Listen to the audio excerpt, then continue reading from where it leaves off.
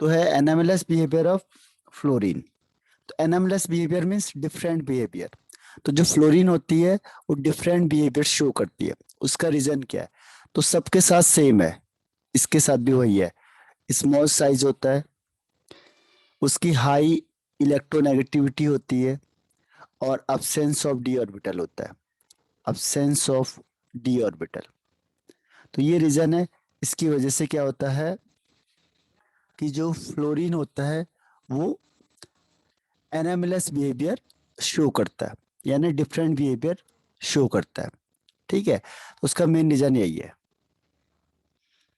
अब इसमें आता है रिएक्टिविटी टुवर्ड्स हाइड्रोजन।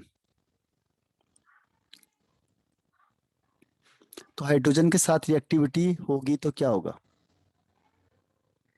जैसे मैंने कहा कि जब हाइड्रोजन के साथ फ्लोरीन रिएक्ट करेगा तो HF बनाएगा, HF। जब Cl के साथ करेगा तो HCl, Br के साथ करेगा तो HBr, और I के साथ करेगा तो HI। अब सबसे पहले मेल्टिंग पॉइंट।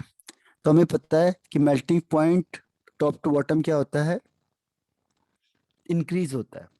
लेकिन HF में हाइड्रोजन बॉन्डिंग होती है, तो होना चाहिए था इस सीक्वेंस से। लेकिन जो HF है वो कहाँ पे सेकंड पोजीशन पे जंप कर जाता है, यानी सबसे पहले HI, फिर HF आ जाता है, फिर HBr, और लास्ट में HCl। तो ये कैसे आया? हाइड्रोजन बॉन्डिंग की वजह से, intermolecular hydrogen bonding.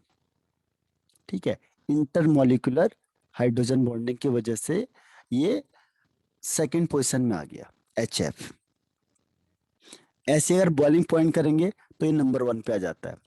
Boiling point की बात करेंगे तो होना क्या चाहिए था? HF, HCl, HBr, HI। क्योंकि जैसे साइज बढ़ेगा बॉइलिंग पॉइंट इंक्रीज होगा। लेकिन हाइड्रोजन बॉन्डिंग की वजह से क्या होता है, इसकी पोजीशन नंबर 1 हो जाती है। तो HF पहले, फिर HI, फिर HBr, और लास्ट में HCl।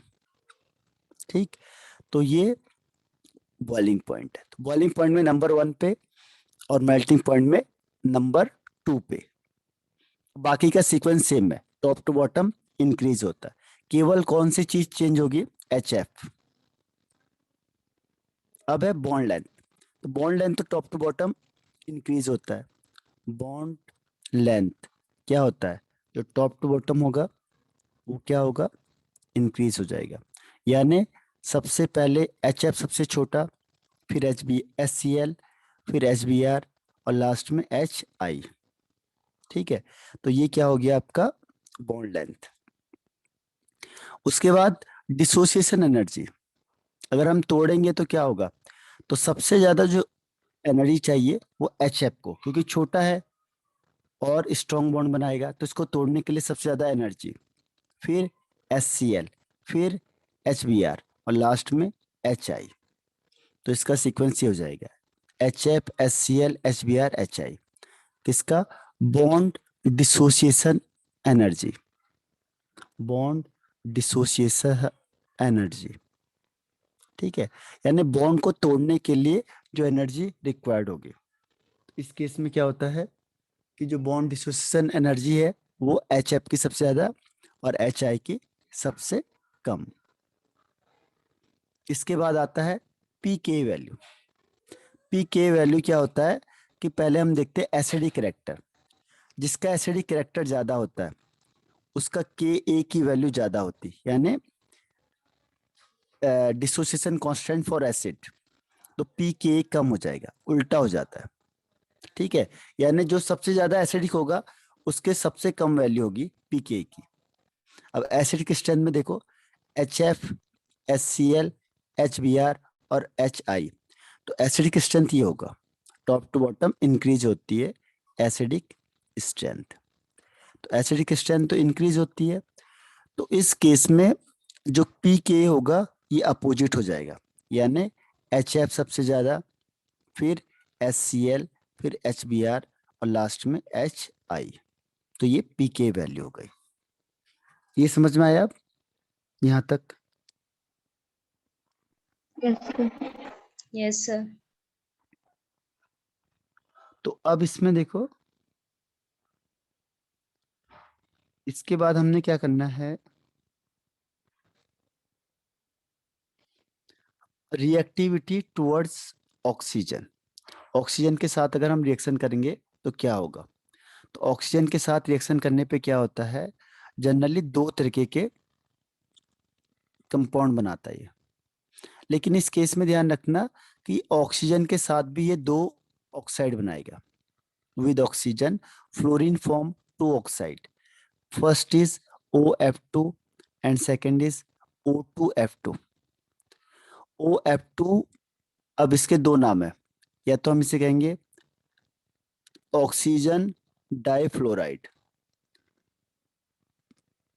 या फिर हम इसे कहेंगे डाइफ्लोराइड डाइफ्लोरीन ऑक्साइड। कौन सा इसका नाम सही है, पहला वाला या दूसरा वाला। डाइफ्लोरीन ऑक्साइड, सेकंड वाला। Oxygen difluoride. हाँ, ऑक्सीजन डाइफ्लोराइड ये सही है। जब भी आप नाम लिखते हो तो जो ज्यादा इलेक्ट्रोनेगेटिव होता है उसको लास्ट में लिखा जाता है, तभी तो हम ऑक्साइड लिखते हैं। जैसे हमने कहा सोडियम ऑक्साइड, तो ऑक्साइड क्यों लिखते हैं, क्योंकि जिसकी इलेक्ट्रोनेगेटिविटी ज्यादा है उसे हम लास्ट में लिखेंगे। ठीक है, तो यहाँ पे फ्लोरीन की इलेक्ट्रोनेगेटिविटी ज्यादा होता है, इसीलिए हम इसे लास्ट में लिखते हैं। तो ऑक्सीजन डाइफ्लोराइड सही आंसर है। और इसमें ऑक्सीजन का +2 ऑक्सीडेशन स्टेट, फ्लोरीन का -1, और इसको कहते हैं डाई ऑक्सीजन डाइफ्लोराइड। इसमें ऑक्सीजन होता है +1 ऑक्सीडेशन स्टेट और फ्लोरीन -1 ऑक्सीडेशन स्टेट। ठीक है ये। Yes sir. अब क्या होगा देखो, अब इसके एसिडिक स्ट्रेंथ को हम या स्टेबिलिटी को हम कैसे मेजर करेंगे। जैसे एसिडिक स्ट्रेंथ का देखते हैं हम लोग,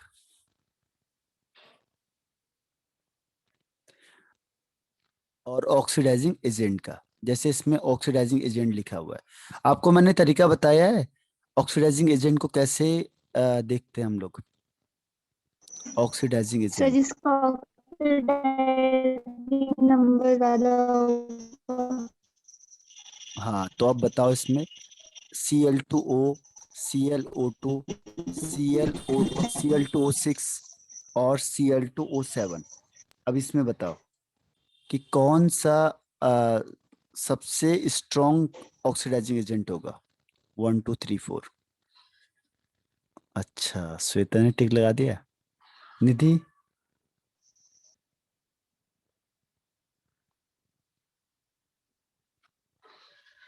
ओके, अब तो तुम हाईटेक हो गए हैं। तो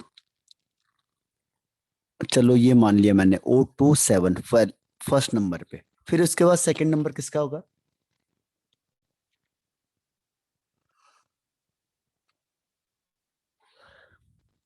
ओके, वेरी गुड, Cl2O6 का। फिर उसके बाद,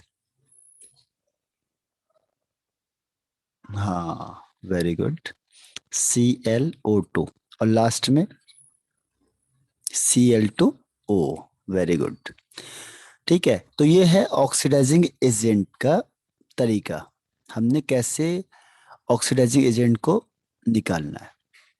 ठीक है, और अगर ऑक्सीडाइजिंग एजेंट हो गया, रिड्यूसिंग एजेंट हो गया, तो ये इसी तरीके से हम इसे निकाल सकते हैं। ऐसे ही ब्रोमीन का है, ऐसे ही आयोडीन का है। ठीक है, दो सबका कॉन्सेप्ट सेम है। लेकिन अगर मैंने दोनों को सेम दे दिया फिर कैसे निकालोगे। जैसे मैंने कहा ClO2 BrO2 और IO2, अब इसमें कैसे निकालेंगे ऑक्सीडाइजिंग एजेंट।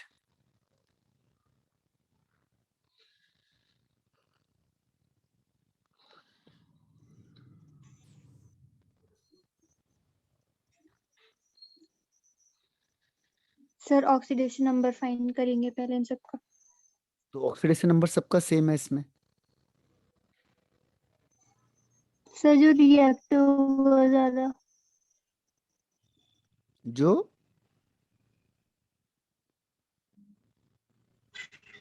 सर जिसका कम हो रही एटॉमिक है। नंबर ज्यादा होगा जिसका एटॉमिक नंबर ज्यादा ज्यादा होगा। होगा। नहीं, जिसकी इलेक्ट्रोनेगेटिविटी ज्यादा होती है, जिसकी इलेक्ट्रोनेगेटिविटी ज्यादा होती है, उसका एसिडिक स्ट्रेंथ भी ज्यादा होता है और ऑक्सीडाइजिंग एजेंट भी ज्यादा होता है। तो आप बताओ कौन सा आंसर होगा।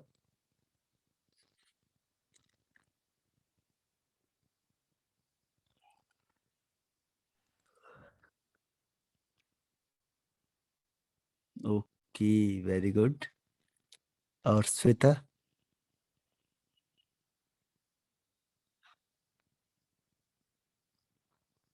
सही है, तो इस तरीके से जाएगा। ठीक है, तो ये रूल ध्यान रखना। अगर ऑक्सीडेशन नंबर सेम है तो क्या देखेंगे फिर, इलेक्ट्रोनेगेटिविटी। ठीक।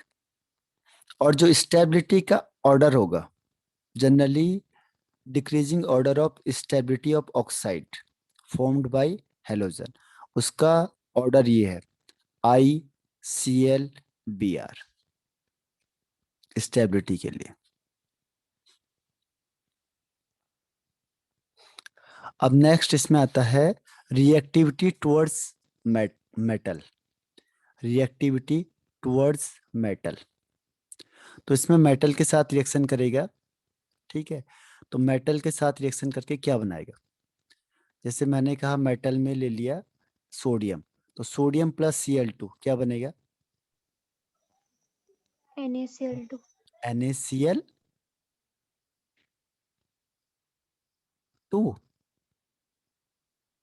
NaCl, क्योंकि सोडियम का 1 होता है ऑक्सीडेशन नंबर, क्लोरीन का -1 होता है। अब इसे बैलेंस करो आप, तो NaCl बैलेंस के लिए Cl के 2 हैं, यहाँ पे इसको 2 से मल्टीप्लाई करो, यहाँ से 2 कर दो। ठीक है, तो ये क्या बनाएगा, सॉल्ट बनाता है। ऐसी अगर मैंने Mg को ले लिया, Mg प्लस Cl2 क्या बनेगा,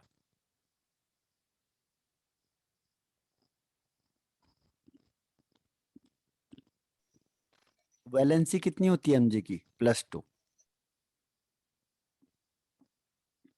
अब बताओ।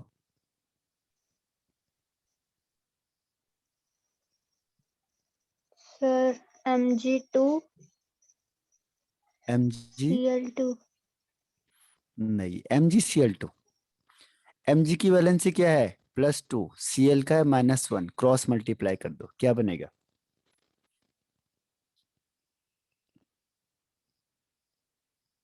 बताओ।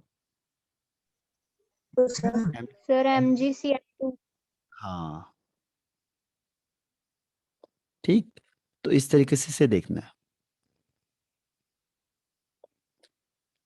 और इसमें से कोई देखो एग्जाम्पल, और कोई ले लिया हमने, जैसे हमने ले लिया इसके अलावा Ca ले लिया, Ca प्लस Br2 क्या बनेगा,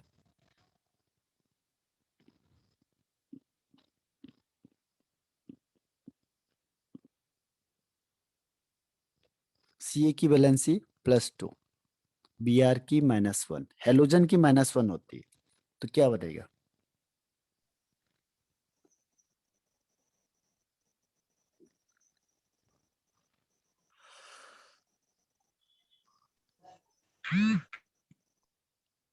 नो आंसर। इसमें बनेगा Ca+2 ई Br -1, क्रॉस मल्टीप्लाई, तो बन जाएगा CaBr2। CaBr2। ठीक। तो इस तरीके से कोई भी मेटल होगा उसके साथ रिएक्शन करेगा तो ये कंपाउंड बनाएगा। अब वो कहता है जो आयनिक रिएक्टर है, आयनिक रिएक्टर वो क्या होगा, आयनिक रिएक्टर में जैसे NaF सबसे ज्यादा, फिर NaCl, फिर NaBr और लास्ट में Na। तो जो आयनिक रिएक्टर है वो डिक्रीज होगा टॉप टू बॉटम। ठीक है। और सेकंड आता है कोवेलेंट कैरेक्टर। तो जो कोवेलेंट कैरेक्टर होता है, कोवेलेंट कैरेक्टर में फैजान रूल लगता है, फैजान रूल। तो इसमें हम क्या देखते हैं, जिसकी ऑक्सीडेशन स्टेट ज़्यादा होती है, ऑक्सीडेशन नंबर जिसकी ज़्यादा होगा या स्टेट ज़्यादा होती है, उसका कोवेलेंट कैरेक्टर भी ज़्यादा होता है। ध्यान रखना, कोवेलेंट कैरेक्टर ज़्यादा होगा अगर ऑक्सीडेशन स्टेट ज़्यादा है तो। और अगर कैटायन में साइज का देखते हैं, तो साइज कैटायन का स्मॉल होना चाहिए और एनायन का लार्ज होना चाहिए। ठीक है, तो अगर लार्ज होगा तो क्या होगा, कोवेलेंट कैरेक्टर ज़्यादा हो जाएगा। इस तरीके से अब मैं आपसे क्वेश्चन पूछ रहा हूँ कि SnCl2 है और SnCl4 है, किसका कोवेलेंट कैरेक्टर ज़्यादा है? Which one has greater covalent character? Okay, इतना बड़ा sign, Nidhi. Okay, very good. तो जितना ऑक्सीडेशन स्टेट ज्यादा होगा, तो CnCl4 में +4 है, तो ये बिल्कुल सही आंसर है। तो कोवेलेंट कैरेक्टर के लिए क्या करेंगे, देखो फैजान रूल होता है। फैजान रूल मैं आपको फिर से बता देता हूँ। फैजान रूल क्या होता है कि जो चार्ज है, तो जिसका चार्ज ज्यादा होगा, चाहे वो कैटायन हो चाहे एनायन हो, अगर चार्ज ज्यादा हो गया तो कोवेलेंट कैरेक्टर भी ज्यादा होना चाहिए। ठीक है, और साइज में कैटायन का साइज छोटा हो और एनायन का साइज बड़ा हो। ठीक है, जिसका ये कैरेक्टरिस्टिक्स है उसके कोवेलेंट कैरेक्टर भी ज्यादा है।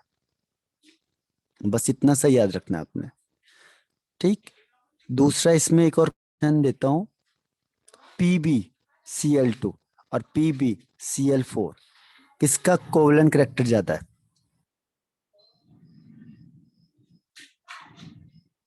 ओके, बिल्कुल सही आंसर। तो आपको समझ में आ गया, +4 एंड +2। ठीक है, तो इस तरीके से इसे सॉल्व करना है। तो कोवेलेंट कैरेक्टर और एनिक कैरेक्टर दोनों हमने डिस्कशन कर लिए। अब आता है reactivity of halogen towards other other halogen. तो दूसरे हेलोजन के साथ रिएक्टिविटी करेगा तो ये कई तरीके के कंपाउंड बनाता है। जैसे एक्स एक्स डैश, एक टाइप ये हो गया। दूसरा एक्स एक्स डैश में क्या हो जाएगा, यहाँ पे 3, फिर एक्स एक्स डैश 5, फिर एक्स एक्स डैश 7। इस तरीके के कंपाउंड बनाता है। जैसे पहले में ClF, दूसरे में ClF3, तीसरे में BrF5 और चौथे में IF7। तो इसमें एक ही बनता है बस, IF7, इसके अलावा नहीं बनता। ठीक है, बाकी इसमें बन जाते हैं। तो ये इतने टाइप के कंपाउंड बनाता है आपस में। अब इसमें खास बात क्या है, जो एक्स होना चाहिए, इसका साइज एक तो बड़ा होना चाहिए, लार्ज साइज। दूसरी चीज, इसकी इलेक्ट्रोनेगेटिविटी कम होनी चाहिए, उसको हम एक्स लेंगे। और जो एक्स डैश है, उसकी खास बात क्या होनी चाहिए, एक तो साइज उसका स्मॉल होना चाहिए और दूसरा उसकी इलेक्ट्रोनेगेटिविटी हाई होनी चाहिए। ठीक है, अब जैसे मैंने ये बनाना है, अगर मैंने लिखा है यहाँ पे FCl3 तो गलत हो जाएगा ये, क्योंकि F कभी भी सेंटर में नहीं बन सकता। ठीक, तो F जब भी बनाओगे तो क्या करेंगे, वो इसमें आना चाहिए, एक्स डैश में, एक्स में कभी नहीं आएगा ये। तो इस चीज का ध्यान रखना है इसमें, इसको आगे हम डिस्कस करेंगे, इसमें भी टॉपिक है ये। तो ये भी आपका फिनिश हो गया। अब आता है क्लोरीन।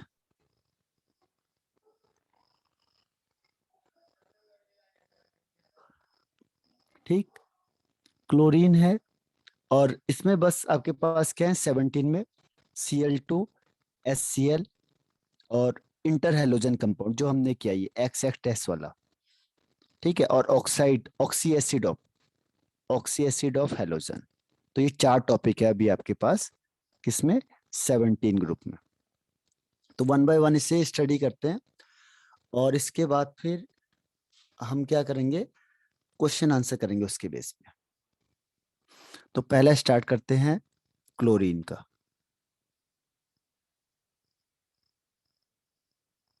तो क्लोरीन में क्या होगा, देखो फर्स्ट, क्लोरीन डिस्कवर किया था 1774 में सीले ने। ठीक है, तो इसने कैसे बनाया, देखो ये वाली रिएक्शन करी इसने, उसने क्या किया, MnO2 लिया और उसमें HCl मिक्स कर दिया। ठीक है, अब इन दोनों को मिक्स करने के बाद क्या बनता है, MnCl2 plus chlorine plus H2O। तो यहाँ से क्लोरीन बनी स्टार्टिंग में।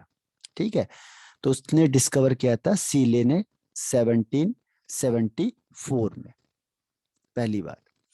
उसके बाद 1810 में डेवी ने उससे इस्टेब्लिश किया था इट्स एलिमेंट्री नेचर, यानी कि वो एलिमेंट के फॉर्म में एग्जिस्ट करता है।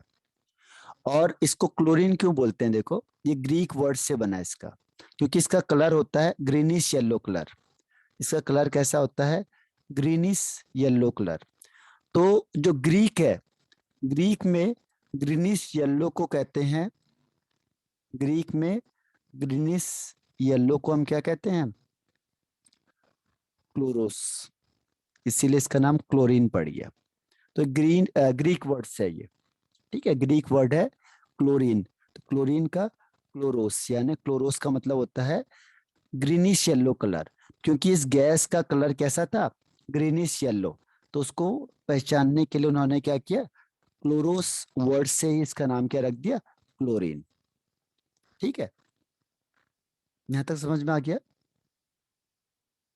Yes yes sir. Sir. Okay, अब देखो प्रिपरेशन में मैंने पहला तो आपको बता दिया कि MnO2 लिया उसने और उसमें HCl मिक्स किया।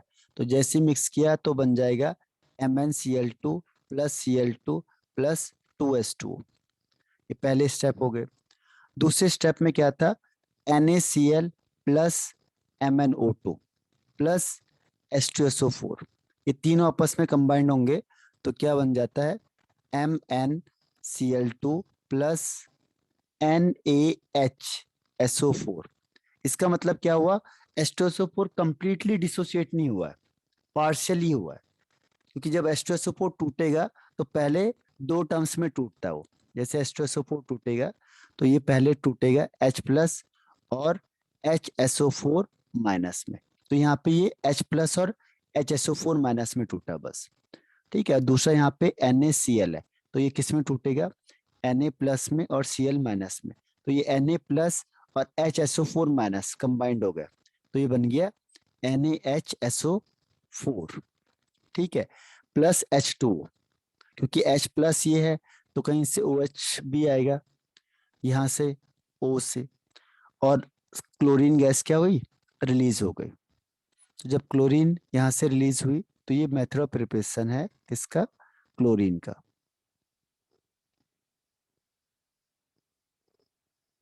तो कहते हैं कि जो HCl है, इस HCl के बदले हम क्या भी यूज कर सकते हैं, इस HCl के बदले हम यूज कर सकते हैं कॉमन सॉल्ट, यानी NaCl और H2SO4 को यूज कर सकते हैं हम, और इससे भी क्लोरीन बन सकता है। ठीक है, तो इसका दूसरा मेथड ये है। थर्ड नेक्स्ट वन है इसमें KMnO4, पोटेशियम पर मैग्नेट, KMnO4 प्लस 16HCl। इन दोनों को मिक्स करेंगे तो KMnO4 और HCl को मिक्स करेंगे तो बनता है KCl MnCl2 plus H2O plus Cl2। तो यहाँ भी क्लोरीन गैस मिल गई।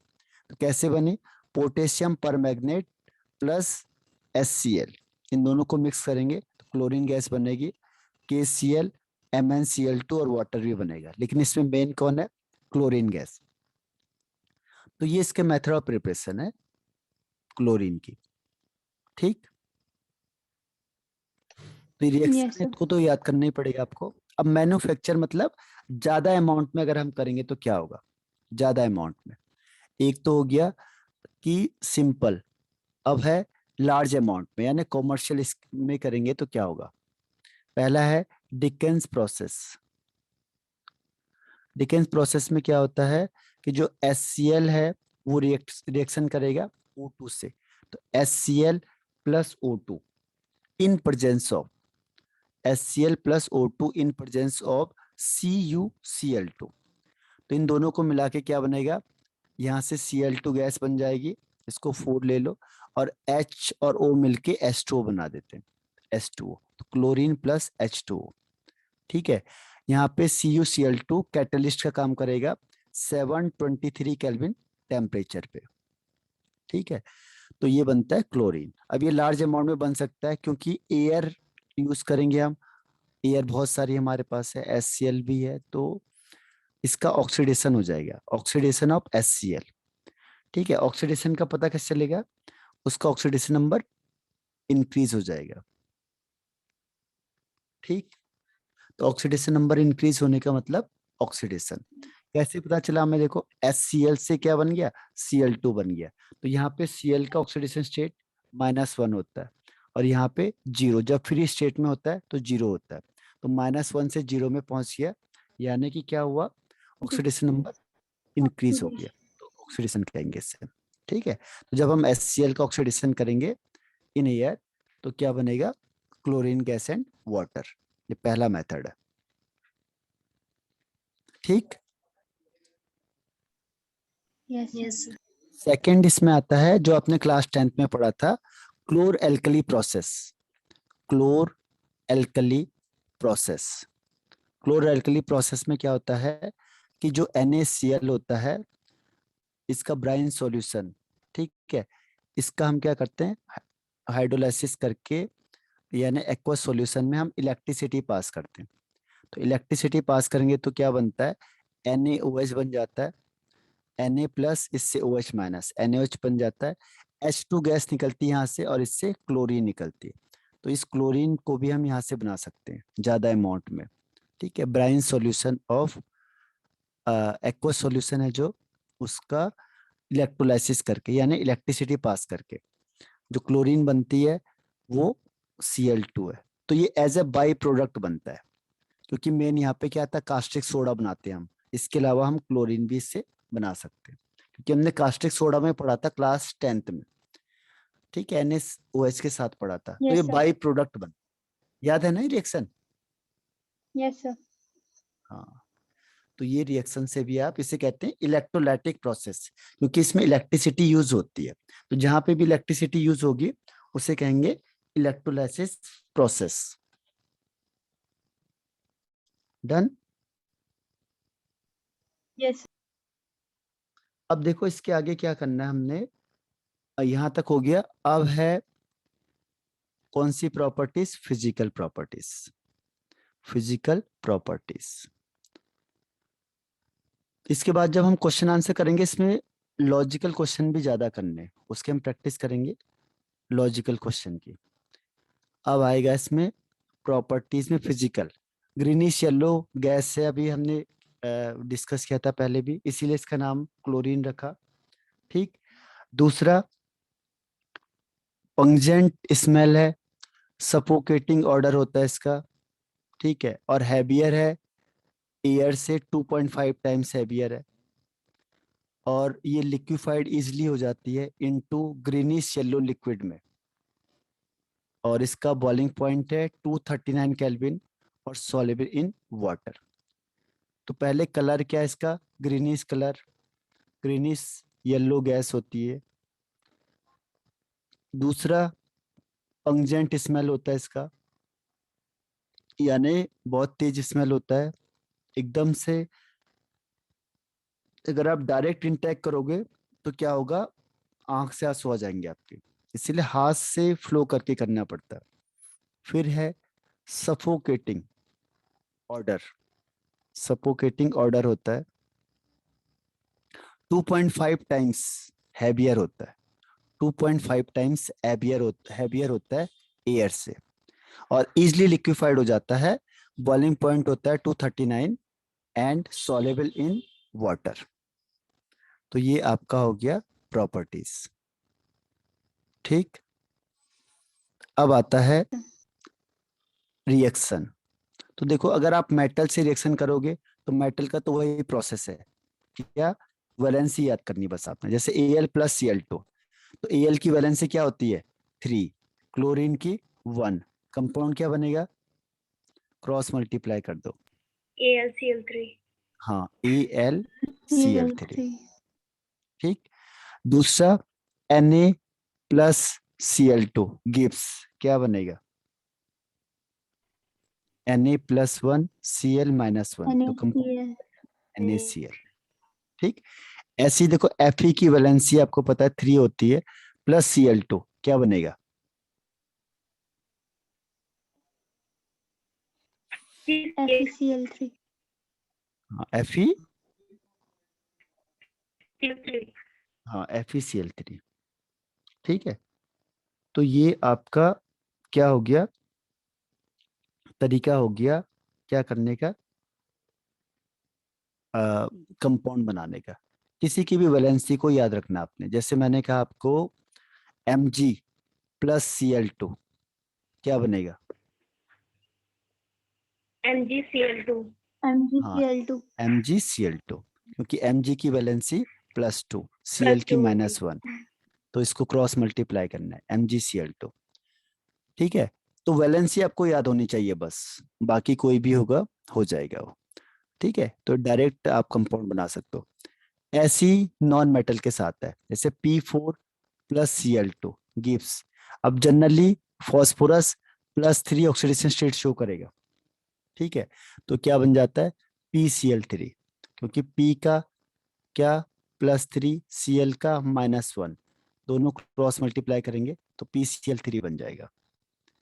सल्फर के केस में थोड़ा डिफरेंट है, सल्फर में क्या होता है S2Cl2 होता है, यानी यहाँ पे S का +1 ऑक्सीडेशन स्टेट है और इसका -1 है।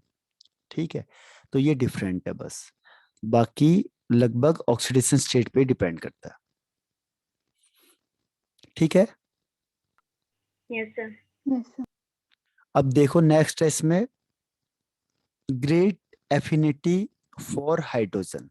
हाइड्रोजन से बहुत जल्दी रिएक्ट कर जाता है, जैसे H2 + Cl2, तो हमें पता है H2 + Cl2 क्या बनता है HCl, H2 HCl. + Cl2 gives HCl, क्योंकि H का 1 होता है ऑक्सीडेशन स्टेट, Cl का -1 होता है, तो दोनों कंबाइंड हो जाएंगे HCl बन जाएगा।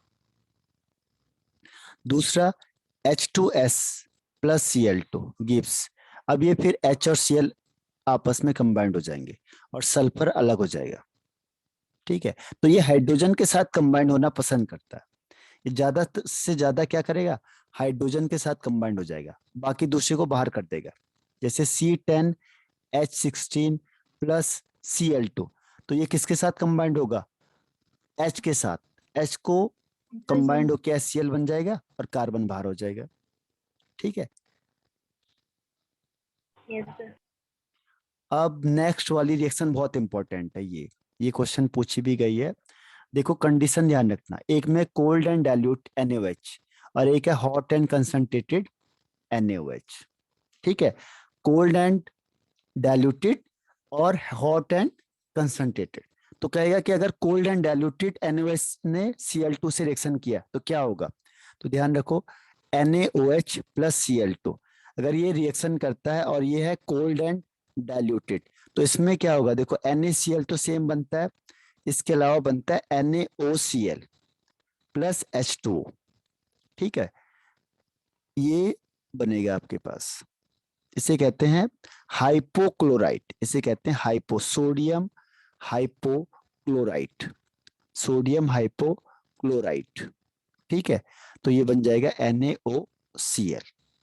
और अगर आपने क्या किया हॉट एंड कंसंट्रेटेड किया, हॉट एंड कंसंट्रेटेड, तो क्या होगा इस केस में NaOH + Cl2 गिव्स, ये बनेगा NaCl + NaClO3 + H2O, तो इसमें इसे कहते हैं क्लोरेट, सोडियम क्लोरेट। ध्यान रखना इसमें O3 है, इसमें केवल एक हुआ है, O के लिए हाइपोक्लोराइट और NaClO3 के लिए क्लोरेट। कई बार वो नाम लिख देगा क्योंकि MCQ आएगा आपके पास, तो MCQ में लिखेगा क्लोरेट एंड सोडियम क्लोराइड, तो सोडियम क्लोराइड तो दोनों में बन रहा है, वाटर भी दोनों में बन रहा है, बस डिफरेंट क्या है, जब कोल्ड एंड डाइल्यूट है तो क्या बन रहा है हाइपोक्लोराइट, और जब हॉट एंड कंसंट्रेटेड है तो क्या बन रहा है क्लोरेट यानी सोडियम क्लोरेट। ठीक है, Yes, sir. तो ये इसका तरीका हो गया कंपाउंड को बनाने का, तो इसको ध्यान रखना, ये क्वेश्चन इंपॉर्टेंट है, पूछी हुई क्वेश्चन है ये बोर्ड में पहले भी, ये वाली। इसके अलावा देखो स्लैग्ड लाइम प्लस Cl2, तो क्या बनेगा? Bleaching powder. ये तो आपने क्लास 10th में भी पढ़ा था। जैसे स्लैग लाइम होता है, इसमें क्लोरीन पास करेंगे तो ब्लीचिंग पाउडर बन जाएगा। ठीक है, CaOCl का whole twice plus CaCl2 plus H2O। ठीक है, तो ब्लीचिंग पाउडर बन जाता है इसमें। तो स्लैग लाइम में जैसे क्लोरीन गैस को पास करेंगे तो क्या बन जाएगा? Bleaching powder. अब इसके बाद नेक्स्ट रिएक्शन है किसकी? हेलो एल्केन वाली। ठीक है, हेलो एल्केन में क्या होता है? जैसे CH4 है प्लस क्लोरीन गैस किया, तो क्या करेगा? ये हाइड्रोजन को हटा देगा, HCl। एक हाइड्रोजन एक Cl को हटाएगा और एक Cl यहाँ पे अटैच हो जाता है, तो CH3Cl in presence of light. ऐसे ही देखो, अगर C2H4 है, ठीक है, और प्लस Cl2 किया आपने, तो C2H4 का मतलब डबल बॉन्ड है। अगर डबल बॉन्ड होगा तो एडिशन रिएक्शन देता है। ये डबल बॉन्ड में क्या करेगा? एडिशन रिएक्शन करेगा। तो प्लस Cl2 किया तो यहाँ पे क्या होगा? एक Cl यहाँ होगा, एक Cl यहाँ होगा, तो ये सिंगल बॉन्ड, यहाँ Cl, यहाँ Cl। ठीक, इस तरीके से बनेगा कंपाउंड। तो ये बन गया आपके पास कंपाउंड। बाकी ये H लगे होते हैं इसमें। ठीक है, तो हेलोजन के साथ ये कंपाउंड देगा ये। अब रिज्वाइन करना है क्योंकि टाइम खत्म हो गया, तो रिज्वाइन करो इसे फिर से।